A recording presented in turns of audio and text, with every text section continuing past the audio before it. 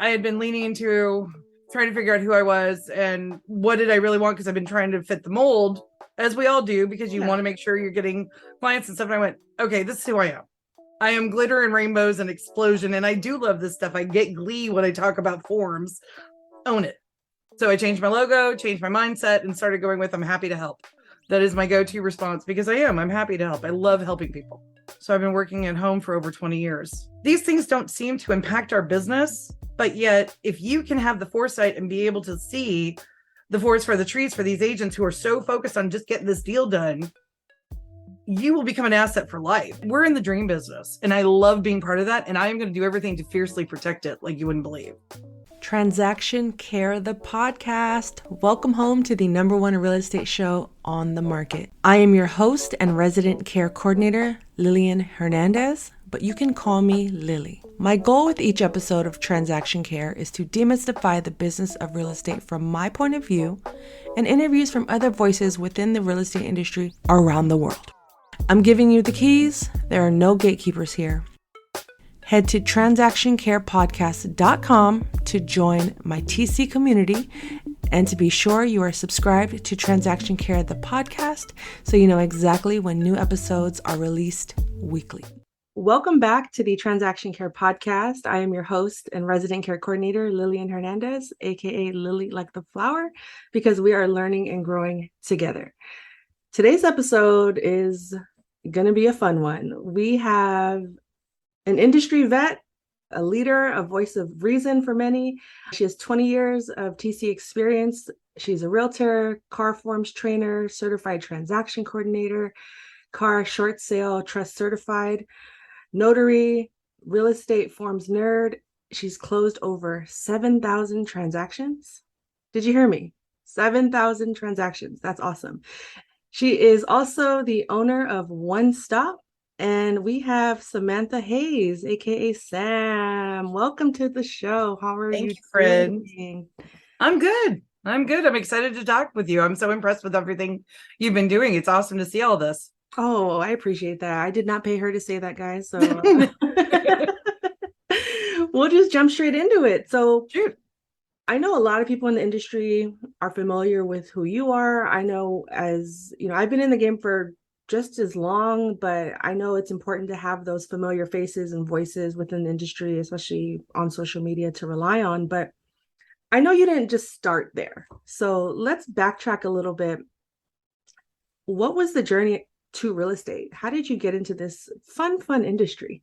So this is going to definitely be dating myself. My family is in real estate. I'm a third generation realtor. My grandfather was a broker. And when my parents got divorced, he had my mom go and get her license. She decided that property management was more her vibe than doing actual real estate stuff. So I would be put in the car. She'd pick us up after school when I was about 8 years old. And she would give me a Thomas Brothers, which was a book before we had GPS. And I would be told to navigate how to go check all of her properties. Oh, wow. And it was one of those things where I tried being an executive admin. I tried doing a lot of different things. I worked in the hotel industry. My degree's in hospitality management. But yeah, I run with scissors. I need my own mouth. Definitely.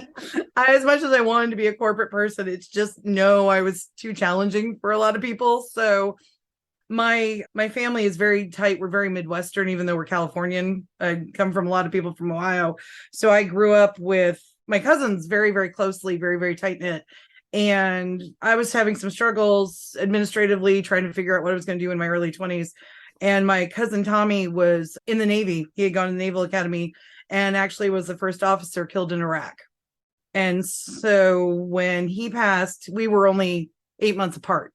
And so when he passed, my mom and I both, she's like, okay, enough. What do you want to do with your life? Because it really hit us, because he and I were the older two, and the fact that one of us was now gone. And so he died doing what he loved, and I was going to figure out what the hell I loved come hell or high water. And so I took to this kind of like a duck to water. My mom, by then, God, lots of tragedy stuff. My stepfather had also passed only about 4 years before that. So she had transitioned from property management into transaction coordination. She said, okay, you're coming to work with me. She was in the process of transitioning out of TCing into assisting a team that went on to create a brokerage here in San Diego, Ascent Real Estate. And mom was the general manager for years and then ended up opening an escrow company. So it was, we had some major losses and then went, okay, enough. We ended up on this path. So that's how I got sucked into it. And I just loved it. I loved it from the second. I took all my weird, nerdy admin background. I took all my like crazy pop by admin stuff or hospitality stuff and ran with it.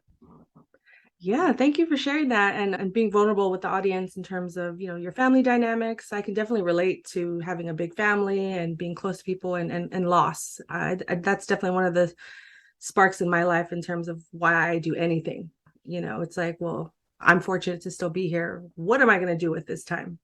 Let's have 100% some fun. that. Let's have some fun, but let's also get to business, right? So this is in you. I feel like no matter what you may have tried, you probably could have become a surf instructor and somehow been like, you know what? Actually, it's real estate. It keeps haunting me. I can't let it go. I finally, part of COVID was like sitting down and I had decided 2020 was going to be my year, like we all did. Yeah. And so, Here I am with the podcast. They're like, that's adorable. Let's just take y'all down. So I kind of I had been leaning into trying to figure out who I was and what did I really want? Because I've been trying to fit the mold, as we all do, because you want to make sure you're getting clients and stuff. And I went, okay, this is who I am. I am glitter and rainbows and explosion. And I do love this stuff. I get glee when I talk about forms.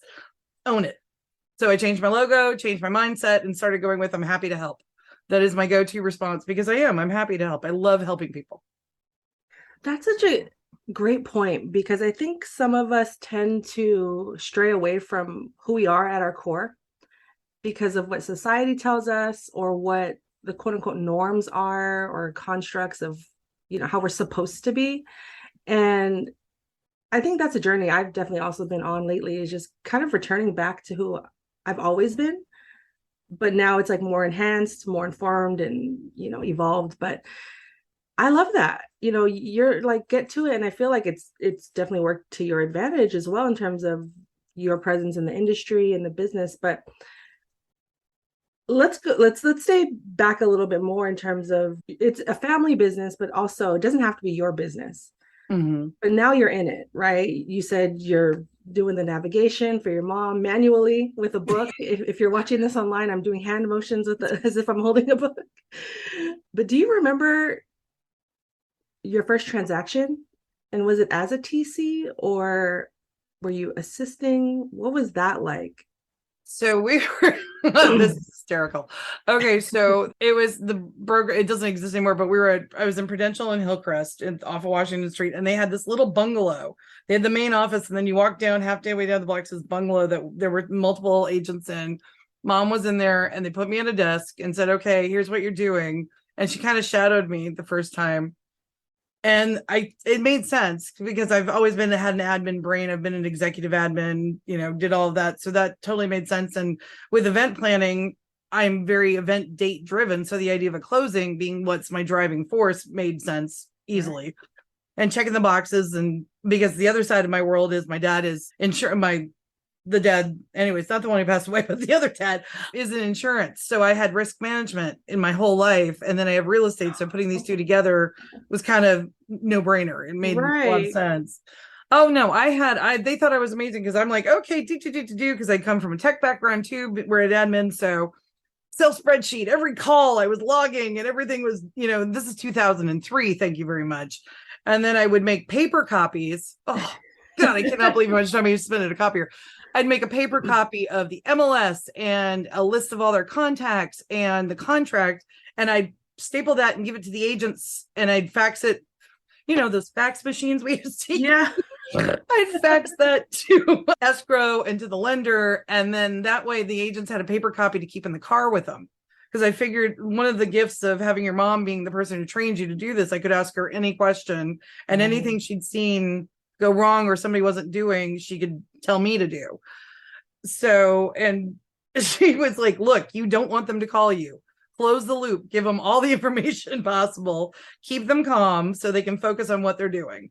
Yeah. And that's been the biggest is circle back because you don't think you need to follow up and say something is done because you're like, it's done. Why don't you trust me? Well, we all have that brain noise. Why don't we get that brain noise out of their head, let them know it's handled, and then everybody can calm down, and then they can focus on doing what they do best, which is going to get new deals, and that's business for me. So whatever I can do to facilitate them being happy to do more work kind of made sense. Yeah, and that's pretty much the root of being a transaction coordinator.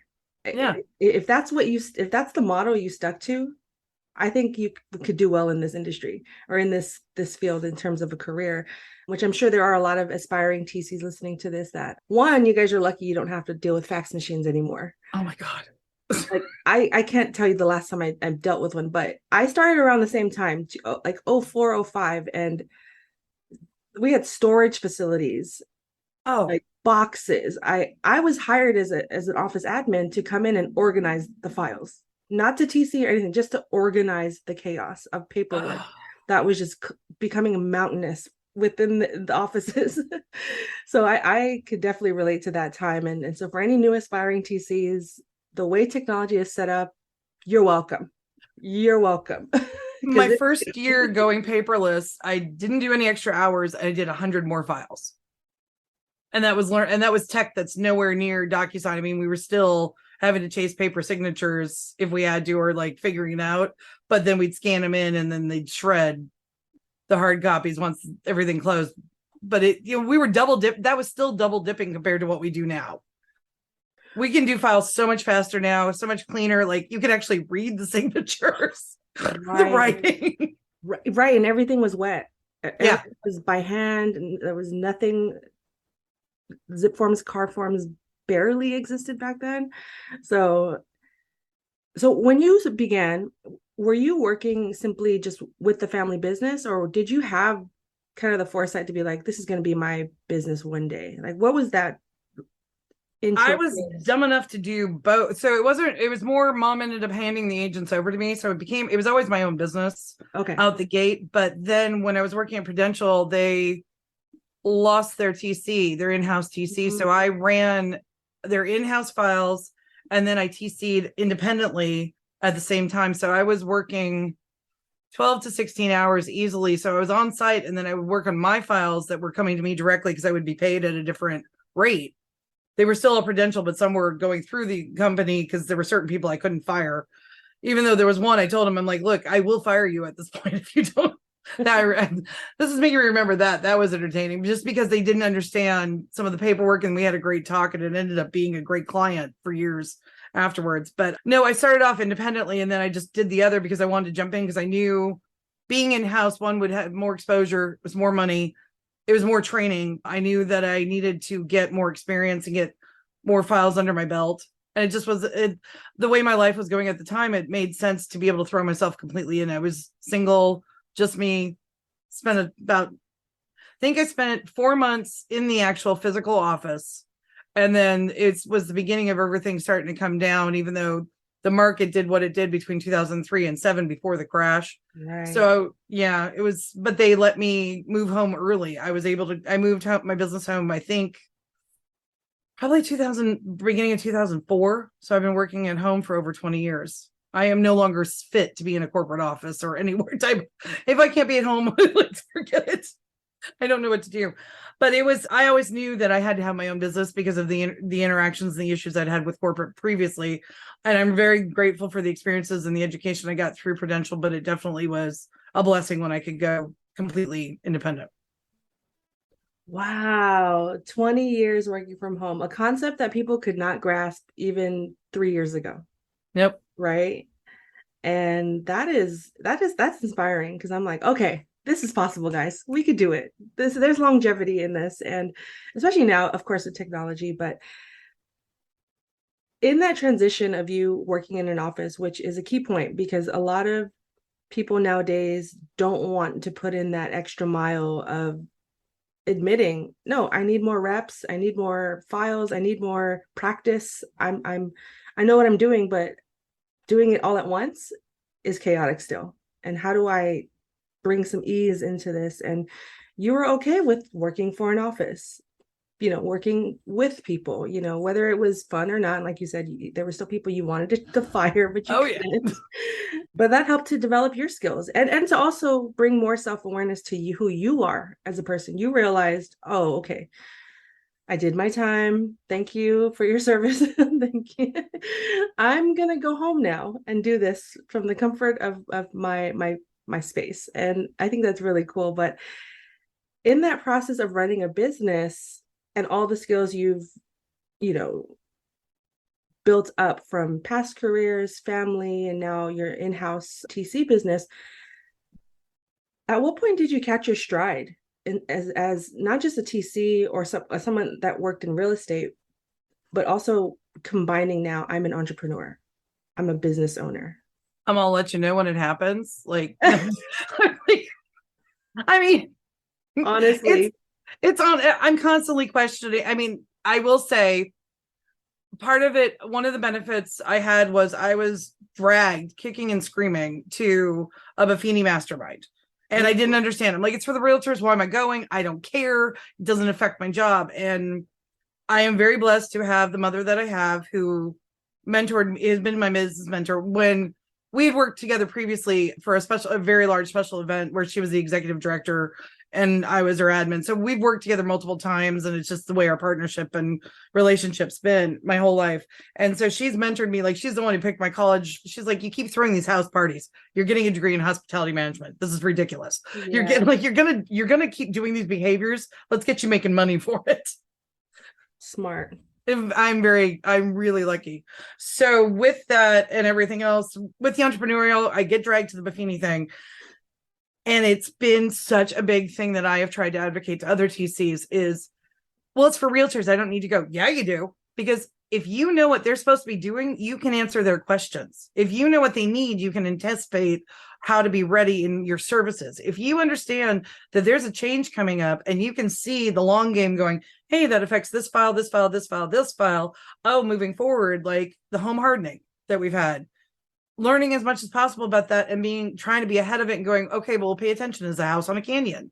Or unfortunately, what's going on right now in rolling estates where the houses are sliding into the, coming down.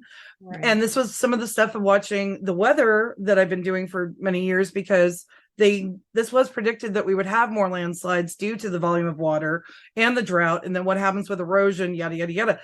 These things don't seem to impact our business. But yet, if you can have the foresight and be able to see the forest for the trees for these agents who are so focused on just getting this deal done, you will become an asset for life. And that's been my goal. I'm actually working on, as you know, we're talking about earlier, and I definitely am the queen of cul-de-sacs, so redirect me if you need to. But I call my cul-de-sacs in my conversation. Oh, cul-de-sac, hold on, I had a thought, and then we can get back on the road. You're good.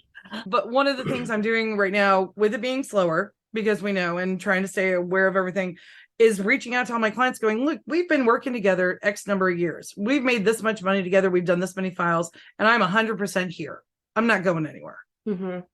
And yes, if I may, we'll figure stuff out, and everybody may have to do what you need to do to get your bills paid right now, but I'm still going to be there for my agents. And yes, it's going to be a lot of us are going to be doing a lot of work that feels for free. You were planting seeds. I did it through COVID, where I was learning all the PEDs. I was updating as soon as I watched anything. I was breaking it down so it made sense for my agents, saying, look, here's how I'll help you. I'm here. Call me. It definitely built business for me. It was worth it. Plus, I truly believe in what we do matters. And what we do is making other people's dreams come true, be it the agent getting to have the dream career, being in this family, getting to finally buy a house, being these sellers who get to move on because they did the right things and now we're in the dream business, and I love being part of that. And I am going to do everything to fiercely protect it like you wouldn't believe. So that's kind of my driving force. Yeah, no, that's beautiful. And you dropped so many gems just now, so many keys that my mind is racing. I'm like, let's end it. I'm going to go revamp my business right now. Just kidding. But it's so important, especially the weather aspect. It's not that I don't keep up with the weather, but it didn't click until literally just now how you can anticipate how your business is going to go in the next either weeks or months, simply by watching just patterns, whether it's the weather, the stock market, or government drama, the Real Housewives of the USA. Seriously. I mean, we're not going to get into all that, but basically you're taking initiative.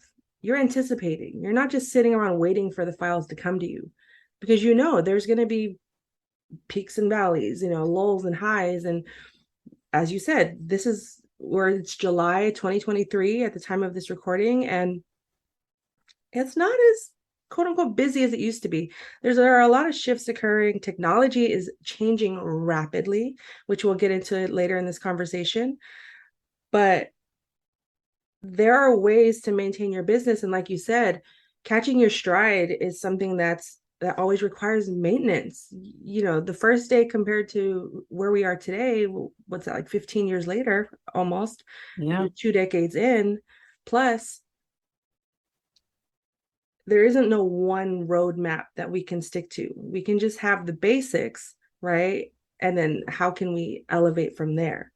And, I love that for you as a business person, and also just as tips and guidance for those listening that are interested in not just running a transaction coordinator business, but a business in general, right?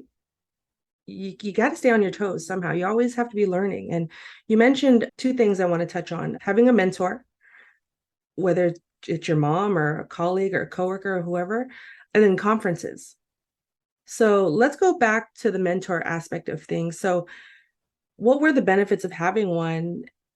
And are you also working with a coach and or a therapist as well to continuously, again, run this ship and keep things in motion? And you as well, not just the business, but you as well.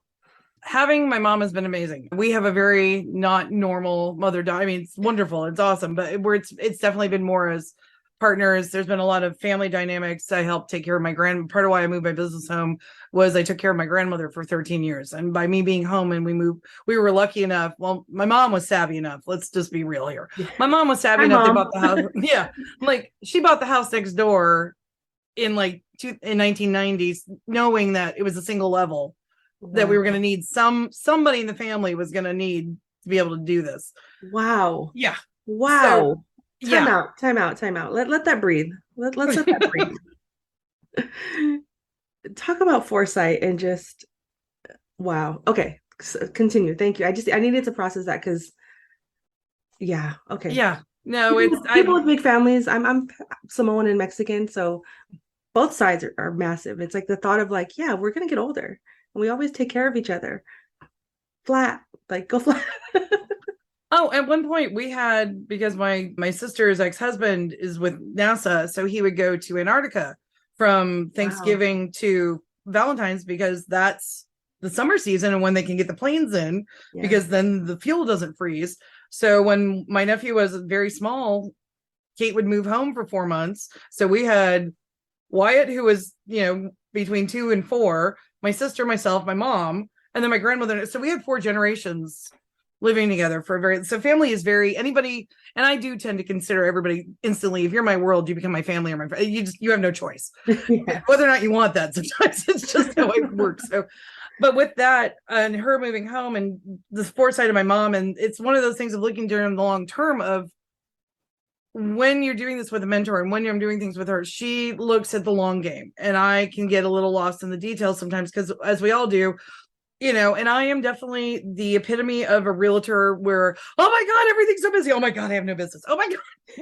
So I am definitely the emotional, and it's gotten better. It does get better. This one's been a little rough, this is not, and I know everybody's unheard of. It really is. She's never, anybody I've talked to is, and I have other friends who've been in the industry for years.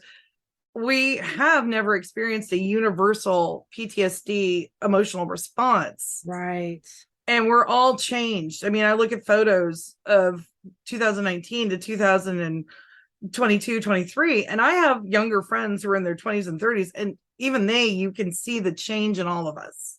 And I think that's one of the things is now realizing is getting out of the doom and gloom and going, you know what, I have things I can control. And that is one of the gifts of the pandemic, because I refuse to call it its real world.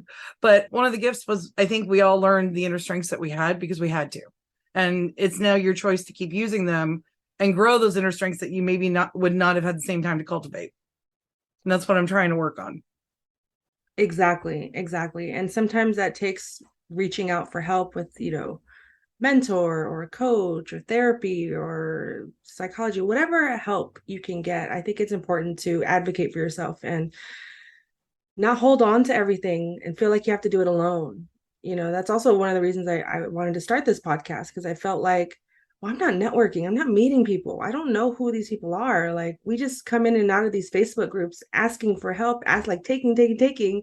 But it's like, who are these people behind the screens, and how can we not just get to know you, but one of my taglines is to demystify the business of real estate. And I'm not talking about like, okay, well, today's interest rates are, it's like, yes, you have to know that, but it's like, how are you managing all of this?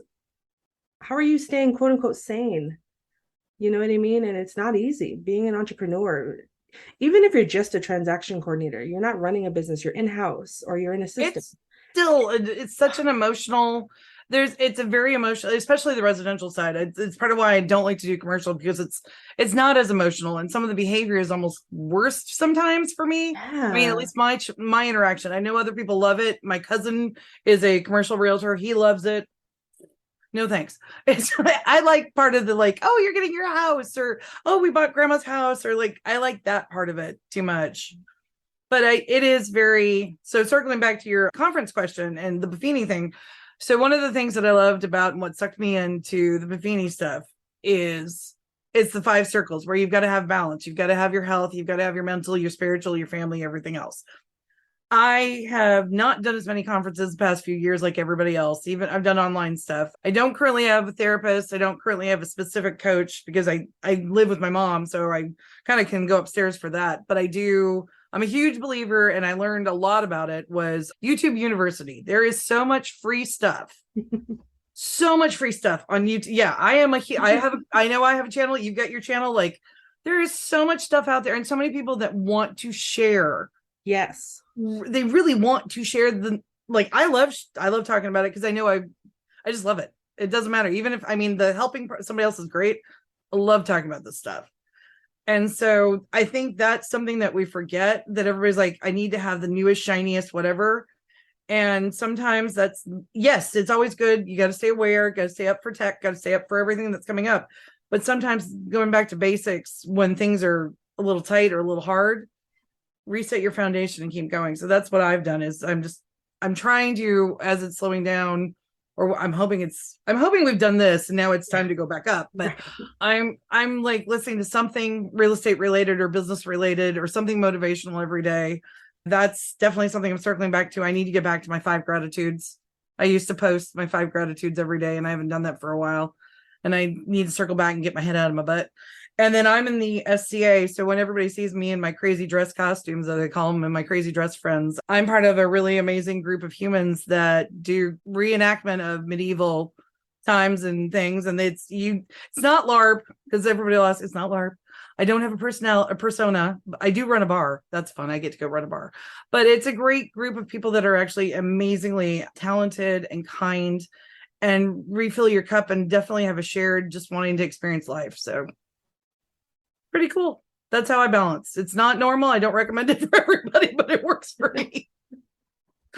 Right. And that's the self-awareness aspect of things. It's like, you're not forcing yourself to fit into anyone else's boxes, or even any box, right? Or filling, the void of someone because you felt like you had to do it. It's like, you're doing you. And again, sticking to the foundation, the fundamentals, and taking it from there. And going back to the conferences, definitely important. I need to get out to I have some ideas for things that are coming up on what I want to do, but also it's important for those listening, find the conferences, network, go out there, push your limits in terms of comfortability of socializing and talking to people. If anything, use it as practice. But at the same time, what you get from those conferences or events, workshops, whatnot, apply what you learned immediately. Because that's what's going to separate everyone from those that keep going and have longevity and are able to work from home and run their business for 2 decades plus, versus those that just sign up to be in this industry expecting it to be like a job where people give you everything. You may have that your first year and think that's normal. But once all that disappears and everyone realizes like it, every person for themselves, you're going to realize how vulnerable you are and ill prepared for the reality of business and real estate. And so if you are someone out there listening that wants to go to conferences or whatnot, I think we both can agree they're helpful. But I think sometimes we can get into like information paralysis in a sense, thinking if I go to, like you said, I need the shiny new thing. I need the latest and greatest technology. Okay, well, all right. I don't have all that stuff, but I'm still here chugging along, and it doesn't say it doesn't help, but at the same time, it's like, what are you doing with it? This 100%. It's and I'm going to get on my glitter soapbox about this, and I Go for it. I'm going to offend somebody. So here you go.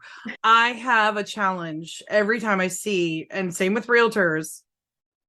I closed X many deals this year. We did this much in sales. Mm-hmm. Okay. You don't hear plumbers saying I flushed 20,000 toilets.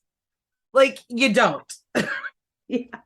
What? That's awesome. And congratulations and good on you. And if that's one of your marketing pieces, sweet. You should totally like, yeah, I dropped the 7,000 that I've assisted with. I haven't closed 7,000 because they don't all close, damn it. But I have. Well, that's why I said it last. Yeah. I'm on the same boat. I'm sorry to interrupt you, but no. I didn't want to lead with that because I know the value is deeper than just the number. So I didn't. But no, not at all. No. Your point. Well, I understand. It's more sometimes because somebody's not listening to you, and it's kind of why I got the alphabet soup behind my name. Those things are great, and I'm glad I took those classes, but that's not what I'm bringing to the table, but it opens the door. And sometimes you need that stuff, and you got to have some things in your back pocket, especially when you're dealing with, well, I've been a broker for 30 years. You haven't taken a class in 20, honey. We don't use the blue forms anymore. Like, get them out of your trunk. They're not current. Hold on. Oh my God. But circling back to it, my point is, what are you providing? Like, I went down the rabbit hole of, I'm going to be the biggest fish in the pond. I'm going to be the biggest nerd because these forms have always made sense to me. And part of how the Facebook group that I started years and years ago, well, I think, what did I say? June 14th is I finally realized our actual day of starting. But it started with. What's the name of the Facebook group? Go ahead and show. What are we? We're the most amazing transaction coordinators. Yes. It used to be just TC group, but I decided we needed a little glitter. So yes. And it started here in San Diego as a cocktail party where I was driving around one day, dropping off docs for a client, and was like, I can't be the only TC in San Diego. And they didn't like us talking to each other back then. They did not want us to like connect. They didn't want us to network. They didn't want us. It was like, you're my secretary and you only talk to me, and I don't want you to talk to another TC. And I realized in San Diego, Cesar Chavez Day, the county recorder's closed, and it's a random day. It's not a holiday anywhere else. So nobody'd have to wait to, did you hear for record? Did we get confirmation? I was like, let's go have drinks because everybody does better. I mean, let it or unleaded, but chips and salsa and drinks usually make people happy. So always. I went through a bunch of files and sent out, I mean, this is how long ago this was, a terrible chain email with way too many. I remember. Oh God. And some of the agents got on it and got mad and said, don't you talk to her? Like, we got yelled at, but we got out, and it's right when Facebook was kind of kicking over, and Helen Samayoa actually knew Facebook better than I did. So she started the group for me. And then I've been running with it for years. And so we ended up, and everybody walked, it was great. Everybody walked in and going, I'm sorry if I was mean. I'm sorry if I was mean. I'm sorry.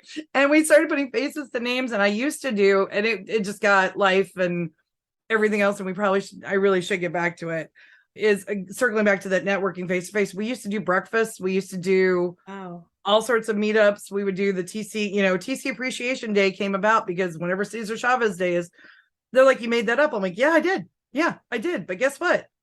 We deserve a day. So guess what? If it takes me making it up and we all feel good and I make my friends smile, Cesar Chavez Day, just know that's also TC Appreciation Day. Interesting, interesting. I love that. We celebrated Cesar Chavez Day at my middle school.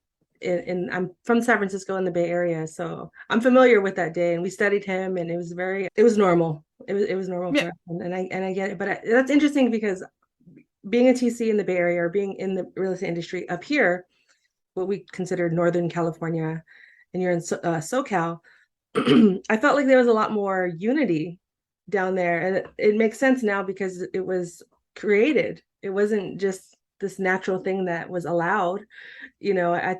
I was just like, oh, everyone seems to know each other. That's cool. And I'm just going to insert myself where I fit in and when I feel like talking and do things. But this is kind of cool, like to have that community based. And of course, things have changed in terms of like meetups nowadays. Oh yeah. We're a lot more cautious with that. But is Facebook like your go-to platform? What are your thoughts on social media and running your business?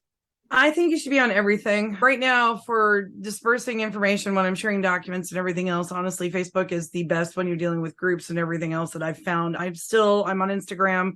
YouTube is great if you're teaching a class or sharing that. But your responses, you can't do like, when you've got a thread or a chat going, it's a little bit more instantaneous. Yes, you can with the one-sided for me for YouTube, but I mean, that's my preference. Instagram, I should be hipper about.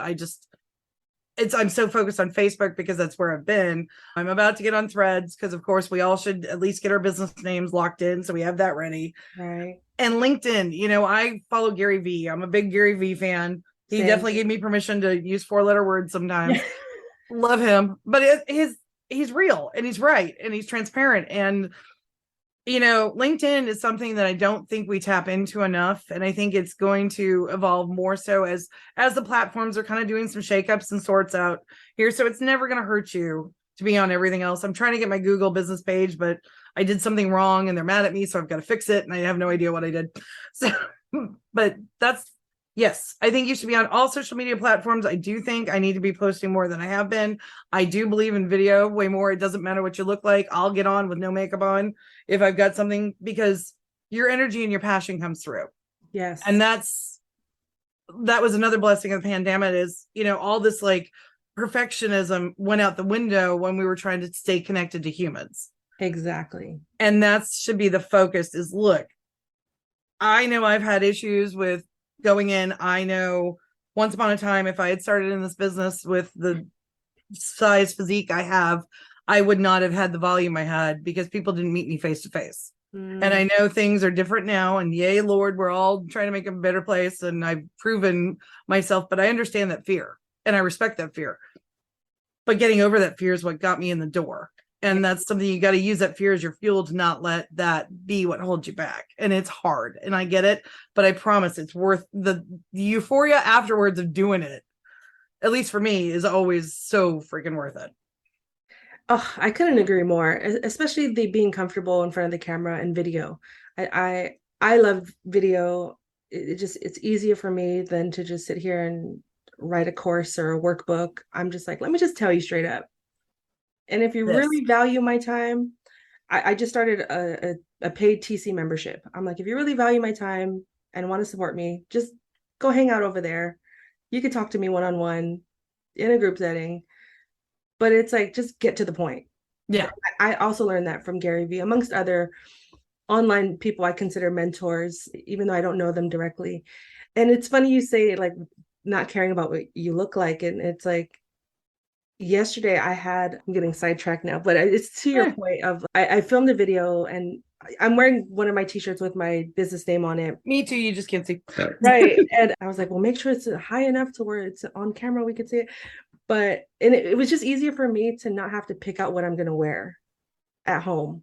Oh, I am team uniform. I am team uniform. I also went to Catholic school half of my life. So it just showed up. It's just easier. As much as I hated it back then, I get it now. It's less I have to think about. But yesterday, literally 24 hours ago, put on my t-shirt. I literally just rolled out of bed, didn't even wash my face, but I had a message on my heart. And after I after I posted the video, I was even editing and looking at my face like, there's definitely just eyeliner on one eye. But had I waited to like, let me go shower, fix my hair, and like put eyeliner on the other eye. The message wouldn't have come out the way I felt it in my heart in that moment. Yes. All of this. And it was one of those moments where I didn't care who watched it, when they watched it. I just needed to get this message out. I don't know if you heard that. Yeah, I live on a busy alley, so see, they agreed. They're just applauding. Confirmation From the universe. That's what that was. But it's up there, and it's gotten a couple hundred views, I think, at this point. And I posted it. I utilized all platforms, but to me, it was more so like I didn't care. I'm like, if anything, it's like it'll get them talking. Look at, she only has one eyeliner on. Oh, but she said something good there. Let me rewind it.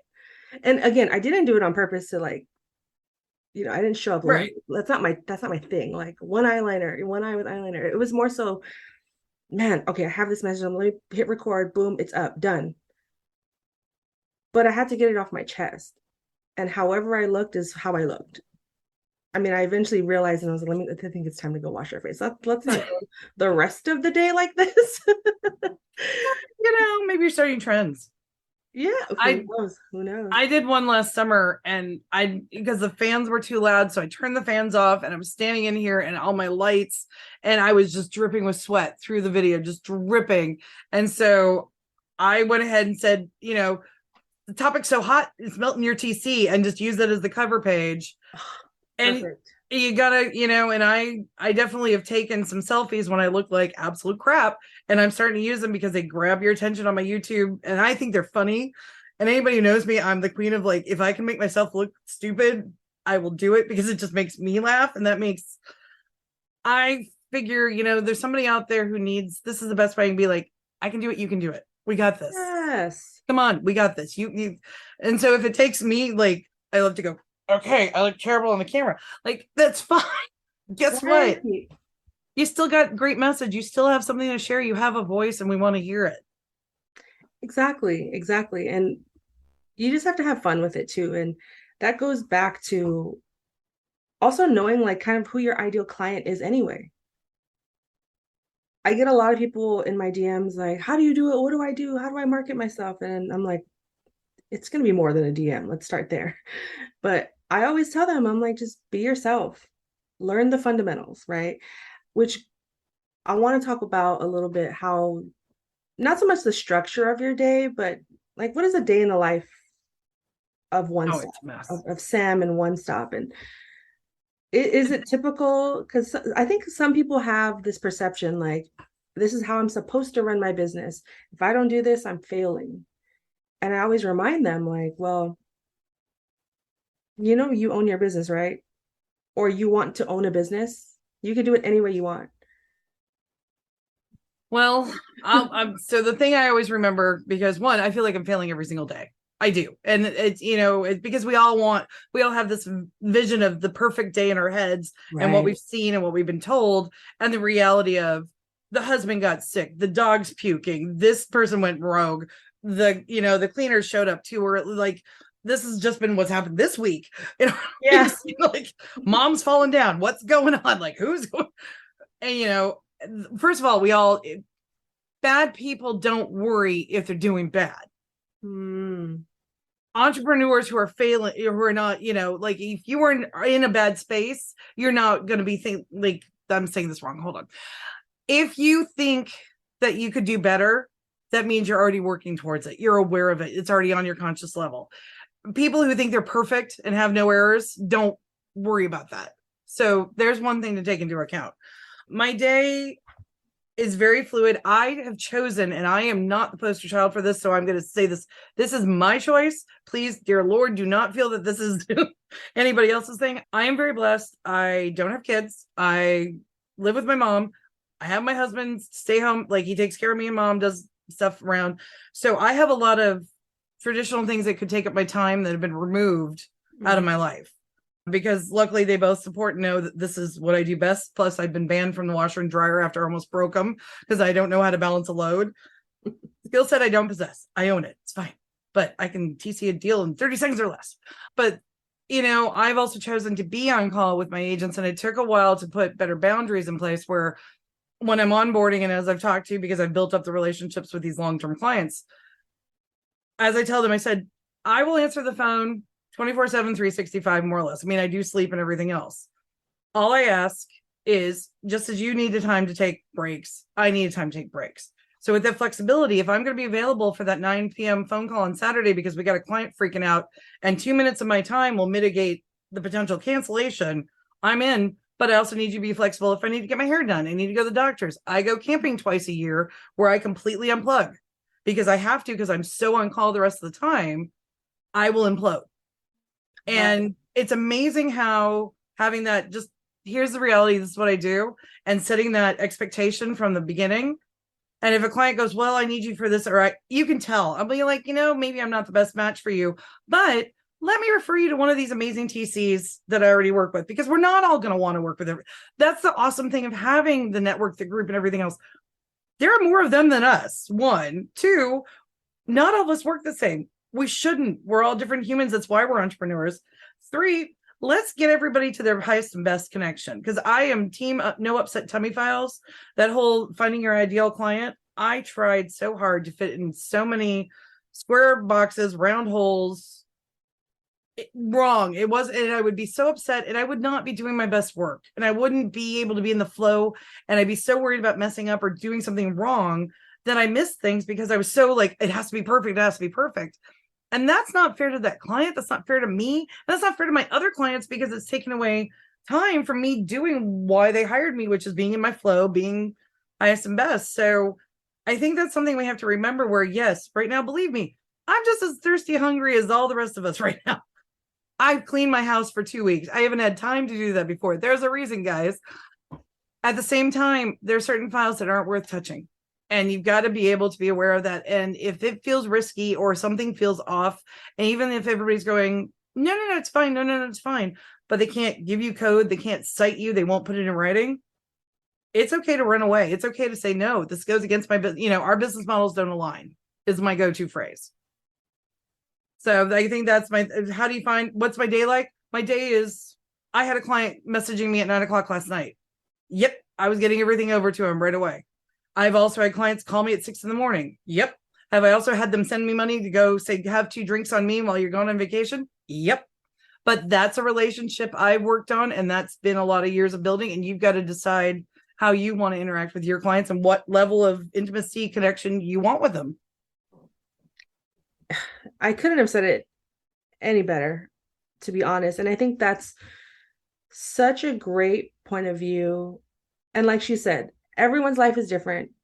You design the way you want to run your business the way you want to. But I think your perspective in terms of that 24/7 model is one that a lot of us don't want, but you have found a way to negotiate it and work it in your favor.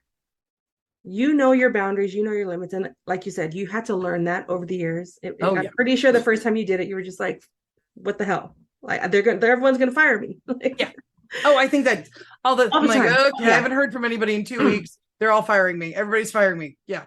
Yeah. Pro tip for anyone out there that's new in any industry, that feeling doesn't go away. No. And that's why you have to be proactive and initiate. Just send the quick, like, how's business? What's going on? Like, yeah. What can I help with? How can I help? I will say it's definitely, and totally, excuse me for interrupting you. Oh, you're fine. One message I will definitely back on that glitter soapbox. They're all stressed out as much as we are. Yes. Most agents did not sell more than 4 homes last year. We are 1 million down of sales this year. This is the reality, guys. We are not the only ones hurting. Where our escrow officers are hurting, our lenders are hurting, our title officers are hurting, the inspectors, everybody is impacted with this.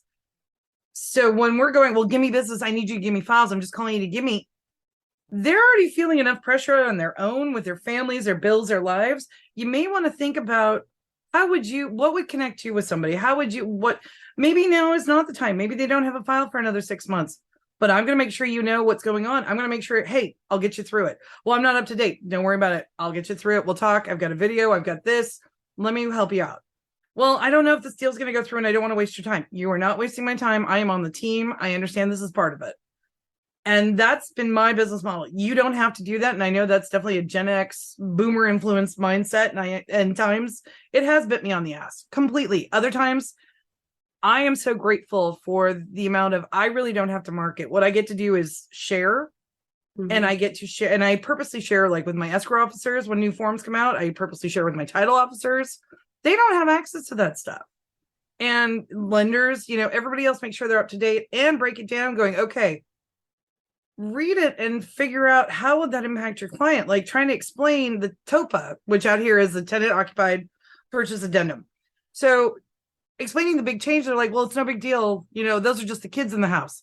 Funny thing, nobody has a place to go. Talking again about that looking long term, they're not leaving when they vacate, and even if they're not paying mom and dad rent, they are technically in there. And now we have squatters after close, and we've had this impact closing. So let's think about it. Let's ask these questions. Let's have a conversation. A client says, oh, well, the daughter's going to let them in. Oh, does the daughter live there? Does the daughter have a place to go? Well, no, but they've already talked to them about it. Do we have that in writing? Is everybody aware? Because you still have to, even if you don't have leases, you still need to serve notices to vacate if we have an issue. I had one where the stepmother was in the property, but the child was a beneficiary who was selling the property, and she was going to come up with every reason to make it challenging. And these are things, again, awareness. What service can you provide? Because you can step back and be on the outside looking at this, where the agent's so focused to get this deal done because they're hungry too. You can be the other set of eyes. And you were not hired to be a best friend. Being a yes person is the biggest mistake as I tell my clients, I would rather tell you no, have you pissed off at me for 30 minutes, 30 days, than we spend the next 9 months cleaning this up. You lose that commission, and you've lost all of that brain energy and time that you could have been building other business. So I'm sorry. I'm not willing to participate in that. I'm not willing to risk my license or yours. And if you don't like it, fire me. Yeah. Agency, advocate for yourself, all of that. And I mean, the key point I'm getting from everything you just said, which were, again, just gems and glitter bombs and awesome information, and just it's motivating me as well. And because for me, I'm very much 9 to 5, Monday through Friday, only emergencies on the weekends. And I mean, I've also cut down a lot of my clients because I feel like I'm in a different space with my business. But I think had I had that perspective maybe 5 years ago, I also didn't have the courage or the mental and emotional strength to do stuff like that a few years ago. That perspective of, yes, I'm available to you, but also I will be gone for the entire month of December. How does that work for you? Or whatever, however much time you need, or, I disconnect for 2 weeks out of the year or whatnot. And for anyone out there that is considering what type of business model they want to run or the hours they want to have, it's like, well, now you have 2 different perspectives, and both work for us. So what's going to work for you? And you could do 6 months of where you work 24/7. Then the next 6 months, you're like, oh, I didn't like that. Maybe I'll do like a 16/8 or something like that. Who knows? Whatever. It's up to you. And it can change. It can change. Your life changes. Your input changes. COVID, I was on call 24/7 with no breaks because what else was I going to do? Right. And I would rather do that and be there for them. And when I took my first vacation, I said, look, I'm taking 9 days. I haven't taken this long because let me backtrack. So I started to hit burnout, because you can hit burnout, and I was not balancing as well as I do now. So this was about 10 years ago. In 2014, I turned 40. Yep, we all know how old I am now. But anyway, 2014, and I had set a goal to go to Ireland. I'm Irish. And at the time I was with my partner, was first generation Greek. So we were going to Ireland and Greece to go see his family, and then doing some stuff for my family. And my mom was coming for part of the time, and my sister went to Spain for part of the time with my mom. Like, we had this huge thing. And so I let my clients know in January, because we left in July, actually it's almost 9 years tomorrow. And so I said, I'm taking a month off. I am going to go take this month off. I stopped taking files 30 days before. I still ended up having files while I was gone. Had people cover me. It didn't, that's a whole nother thing. But anyway, yeah, I was more podcast on that. Yeah, no, that's a whole, I it would be very different doing it now with the tech, but even the tech then 10 years ago, how accessible I could have been. Mm-hmm. I mean, I was at the Acropolis Facebooking, for God's sakes, because there was Wi-Fi. So like I was, we luckily get to see I get to see the photos every year because we had so much posted. But the point is, you do have to sometimes go, I've hit the wall. And you do have to step back and you get to change that. And then I came back and I was ready to hit the ground running. And I've been going ever since. And then COVID gave me another break when things were starting to get a little weird. And then this has been another break. So you've got to lean into the quiet times, which has taken me a lot. And believe me, I suck at it. But if you can lean into the quiet times to go through, clean your house. Like I just did a deep clean your office, clean your electronic noise, catch up on everything you've wanted to do, sit down and actually have 30 minutes to have quiet, to just let ideas that you haven't done. And then, as you said, do something about them.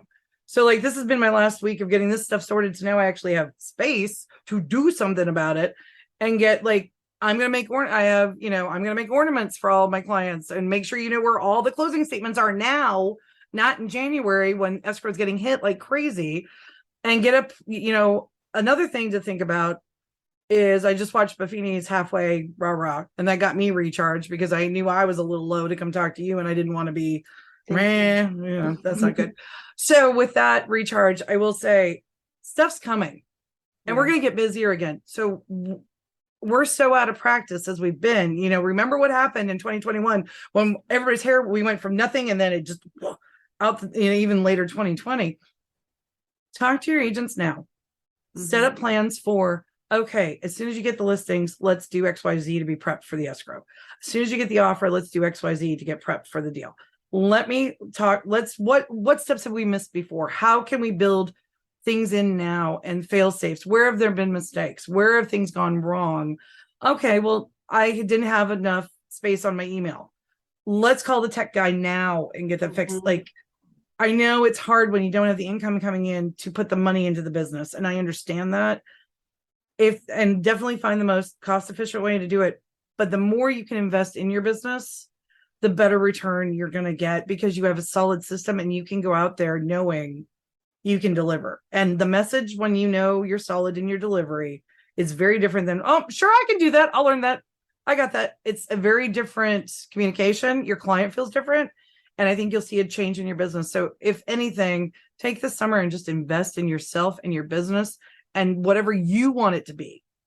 What's your dream thing? What do you need? What are you missing now? And that's some hard, yucky looking at going, like I know I have to get up at 6:30 or 6. I don't want to, but my day goes way better if I do. When I decide, it's slow, I'll sleep until 8.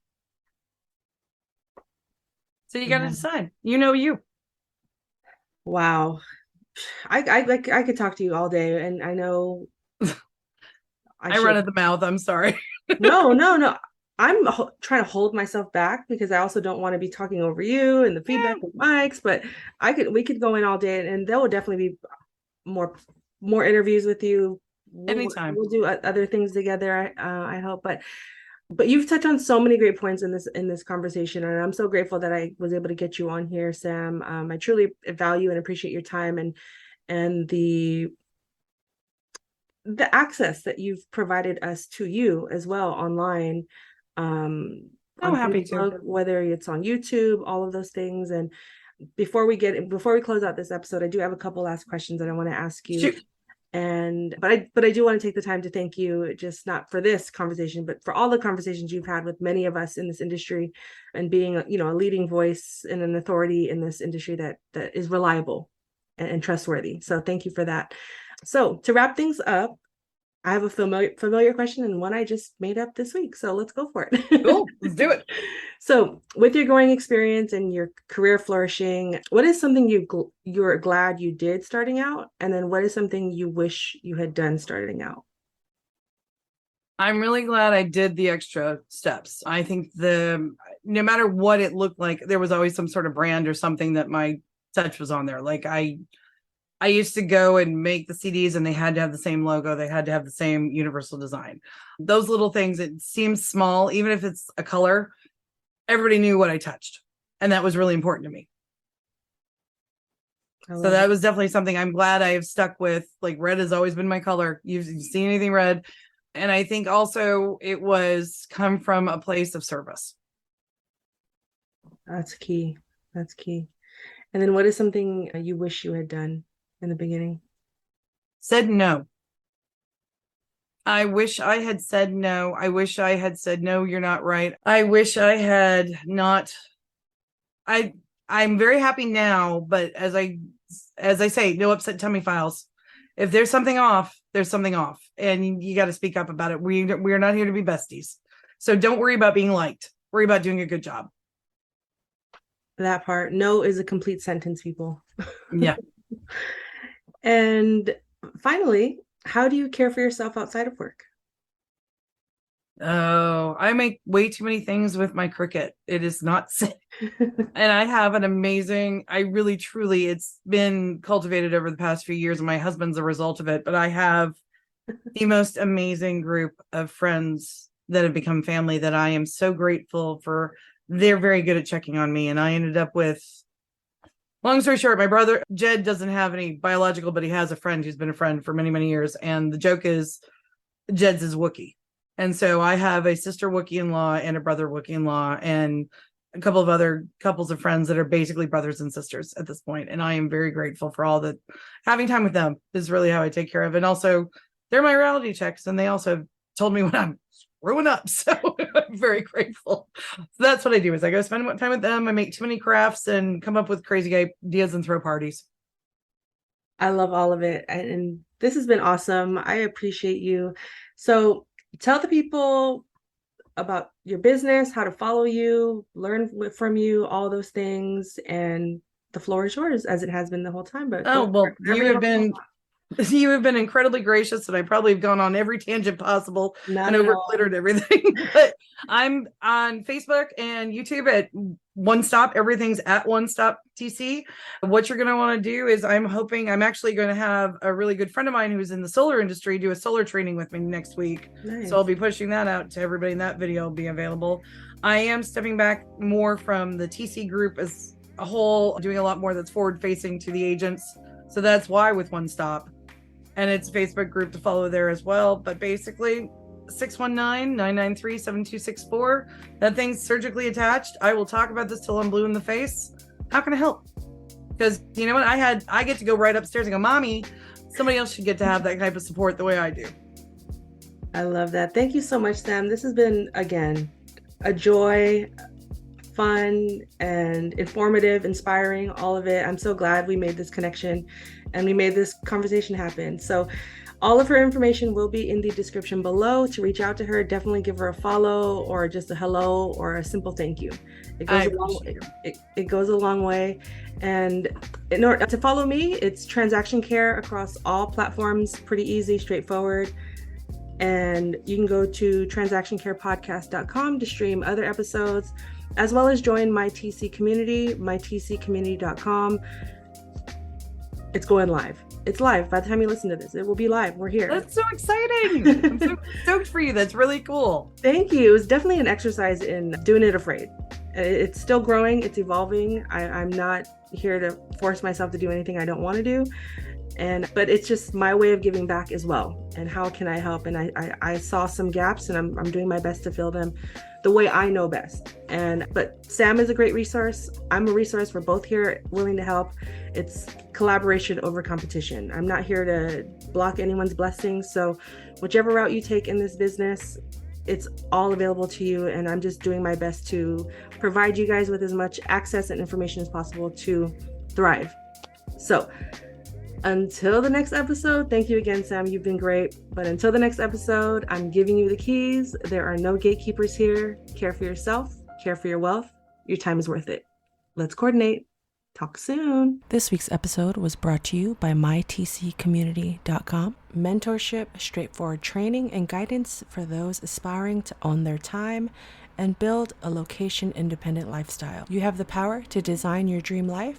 Join my TC community, a safe space to learn and grow together. Head to mytccommunity.com today. Thank you.